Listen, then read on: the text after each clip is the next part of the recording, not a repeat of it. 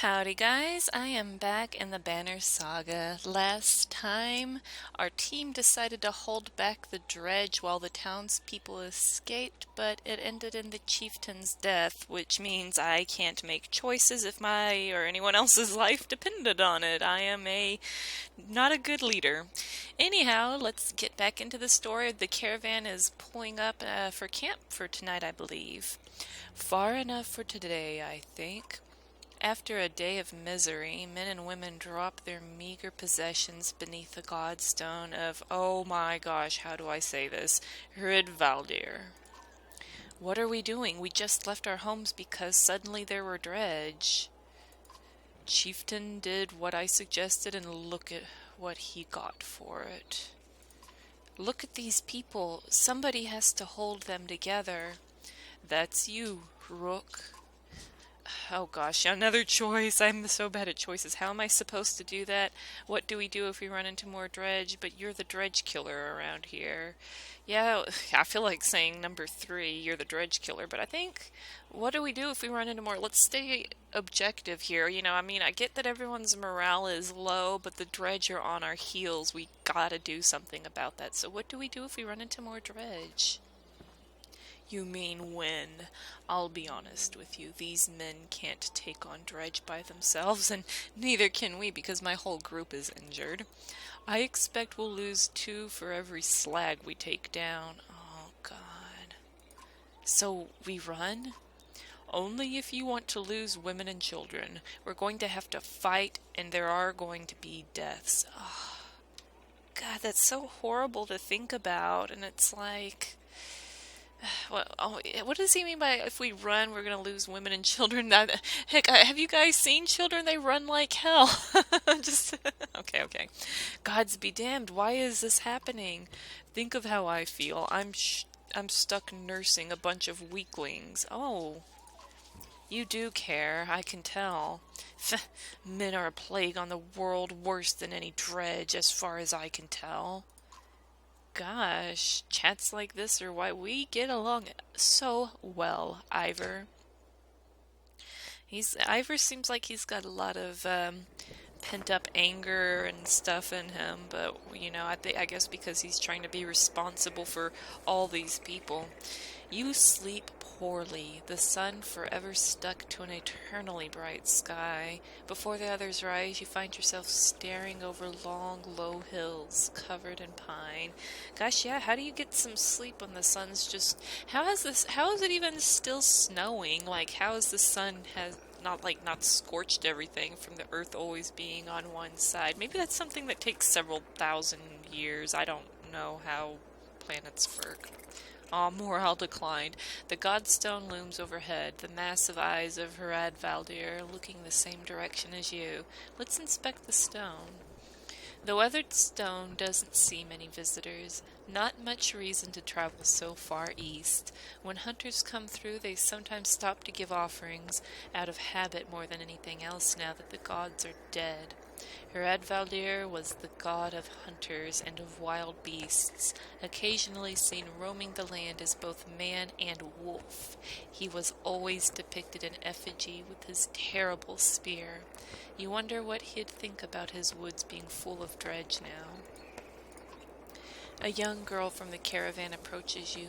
I made this for you, she says, handing you a crude necklace carved from a branch she must have found nearby. Thank you for saving my mama, she says, before running back to her tent. So you guys have time to make baubles. You should be making weapons for the dredge, for goodness sake. Back at your tent, you rouse Alette, who clings to your arm until she's completely awake. Bad dreams. Eventually the camp is broken down and it's time to move on to Frostvellr. It feels like an end more than a start. Gained an item, the Jarkin rune. I guess that's from the little girl. I got a Steam achievement for stopping at the Godstone here. Interesting that the gods are dead. Are they actually dead, or have they just, retreated for now, and they're, in high or asleep or something? What caused the gods to die? The caravan halts when a group of men appear on the trail, weapons at their feet. We've seen the dredge in your wake, says one. "We don't wish to meet them alone. If you'll let us join you, we'll show you a watering hole with enough animals to fill those supply wagons."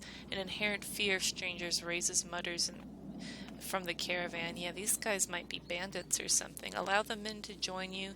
What are you doing out here alone? Refuse the men and make sure they don't follow. You know, because there's a lot of talk about the women and children that are in this caravan, and, you know, we've got to look out for them. And, you know, I mean, I don't know. We got a bunch of strange armed men. I don't want to make them angry, but I don't know what to think of them either. So what are you doing out here alone?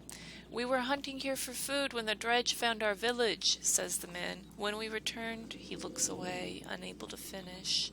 Well, they seem all right. I mean, I can't really judge them from this little bit of blurb here, but I mean, the more the merrier, right? There's more of us than them if things go bad, right? So I'm going to allow them to join us. "If you'll be no trouble, come along," you say. The men cautiously join your ranks and prove trustworthy. The hidden watering hole nearby is teeming with animals, and soon your supplies are nicely restocked.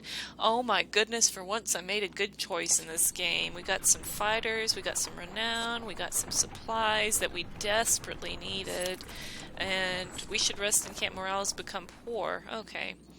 During a rest, one of the men get too drunk and end up splashing mead in a warrior's face. A brawl erupts. Many thrown fists and a broken bone later, the instigator, Frostvellr, is tossed on the ground at your feet. Angry clansman looking for satisfaction. His personal defense is little more than drooling mumbles. Let's see. Coerce a public apology from him. Tie him up until he dries out. Laugh off the scuffle. Encourage the others to let the issue drop. I'm kind of like, he's drunk. Come on, you know. Times are bad, you know. You guys know how you get when you've had a few too many. I feel like tying him up until he dries out, or just kind of laughing it off. Let's just laugh it off. We need to lift our spirits. You look around at all the bruised and bloodied faces, then lift your own horn of mead. "Skål!" you shout with a smile. "Skål!" The younger warriors shout back. The merriment spreads, and soon everyone is laughing and drinking again. There we go. Things are going better now. I'm feeling good. I got a smile on my face. I'm not screwing everything up for once. Oh, gosh. The caravan is visibly relieved to find a small village on the way to Frostvellr with beds and fresh supplies. The locals here are shocked by the news you bring and discuss it amongst themselves while you set up nearby. Alright, guess we're gonna load into something different here now. Ooh, what a nice big town. I guess that's our camp out on the left. Alright, so we can leave. It looks like there's a hall here. Maybe this is the training ground. The map, the market, heroes. Let's see if we can promote or do anything in here now. Good enough time to do it, I reckon. Okay, so Iver is still injured, but I think everyone else is doing okay. Yeah, we got this rune. Let's see. A crude medallion made from the branch of a tree found above the Godstone of Hridvaldyr, carved with a curious rune. Alright, so I'm tempted to give that to him, but you know, it's like, I feel like I'm not going to keep anybody. Everyone keeps getting, oh, I can't even put it on him? Oh, I guess I can put it on Alette, and I can give him Alette's bracelet. There we go. That should be okay, I suppose. And I don't think I can promote or do anything with anyone just yet. No, doesn't look like it. How about you? Oh, he can be promoted. Let's do that. Higher stats, increase your item rank. Let's do it. Yep. Alright, let's give him... Ooh, what should we give him? So many good choices. I really like this one. I'm going to do another point in that. And, I need to give him more health because he's fallen twice now, I think. So let's do that. Hopefully that's okay. I really like the Varl characters. I don't think he can, oh, okay. I guess I could probably give him this now, right? Yeah, alright, let's give this back to Alette. There we go. Alright, I like that. Hopefully that's fine. I don't know. Let's look at the market. Let's check it out. Alright, so supplies, renown, a leather flask. It takes either a brave man or a stupid man to stop for a drink in the midst of battle, but those who do it swear on it. So that's will on rest, and obsidian powder. The fragments of shattered dredge obsidian, carefully ground to a powder, will sometimes explode when applied to a weapon. That sounds pretty fun. I kind of want to... Let's see. Let's grab that. And how do I buy some supplies here? I guess I'll buy a little bit of supplies. I don't know how many, okay, that's as much as I can buy. I'm just gonna buy as much as I can. Might as well, right? And the map, I don't really think I need to look at. I want to check out, oh, okay, that's how we rest. Alright, so that improved the morale. The map, I guess we could look at it real quick, get an idea of where we are. Oh gosh, long loading time. Yeah, I forgot how ridiculous this map is. Makes me wonder how long or how many chapters the game is gonna go. So here we are in Frostvellr. Let's read about it real fast. Once sitting upon the bank of a wide lake, when the Nordfelling turned to a waste, the city of Frostvellr became a tattered bastion blasted by the freezing winds that roll through the valley. Those who live here still are not known for their hospitality. So are we heading, so I guess we came from here, the Skogr, the descendants of Sten, unable to cultivate good yields or find much fish in the frozen murk of Ba Harbor, nevertheless stretched out a living from the beasts of the forest, where they erected a stone to Hridvaldyr, patron of hunters. And this area is where we're at, Setterland. They had such high hopes for Setterland. The new kingdom of man and varl, they called it, rounding up anyone who yearned for land of their own. Whole clans and families took the caravans and banners to the untamed frontier. Then the Nordfelling lake disappeared. The trees withered beneath Arctic winds, and the crops would not grow. So I think so the Varl were over here. They started in Strand, and we started over here in Skogr. And I think they're moving this way, and we're moving down, so we're probably going to collide at some point, and I don't know where that would be, but that's what I imagined. So how do I get out of this map now? I guess that big shiny X button's how you get out of it. Sorry guys, I love maps. I'm obsessed with them for fun. I look at Google Maps. I'm not even joking. I wish I was, but I'm not. I love maps. Alright, we've been everywhere, done everything. No reason to stick around. Let's hightail it out of here and see what we're up to now.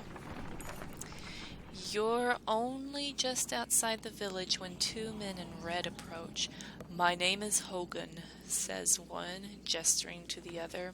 My brother is Mogun. Oh, Hogun and Mogun.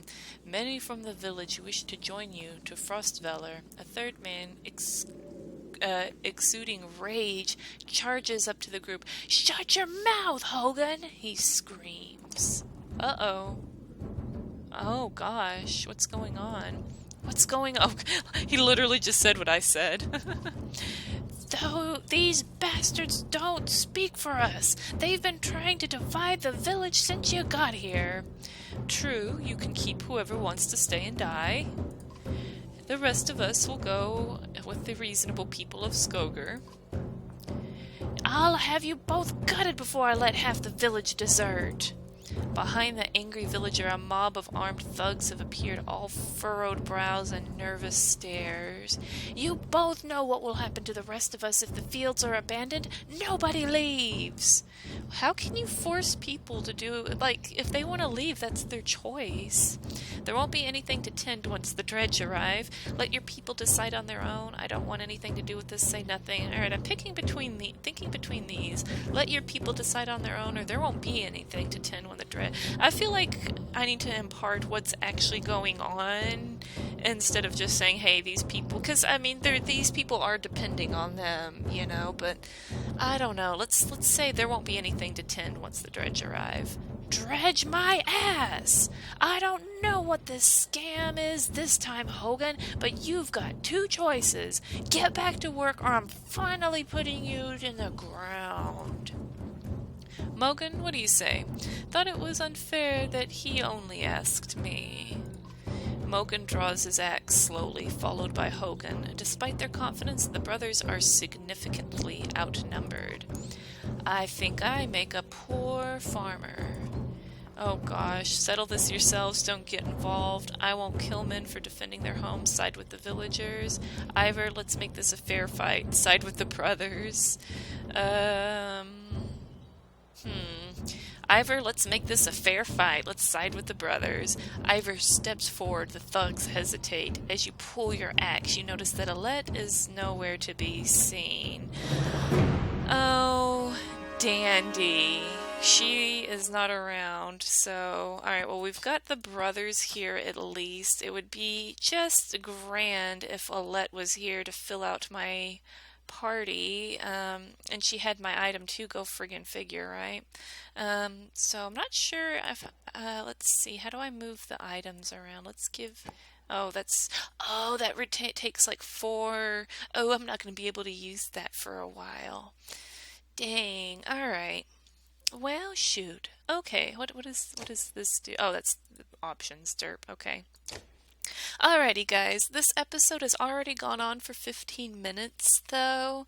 So, I'm gonna get into this battle next time. Alright. Sorry this episode was just all story, but that's probably what a few of these Banner Saga episodes are going to be. Anyhow, thank you guys so much for watching me play the Banner Saga. I'll see you next time with another episode. Bye for now.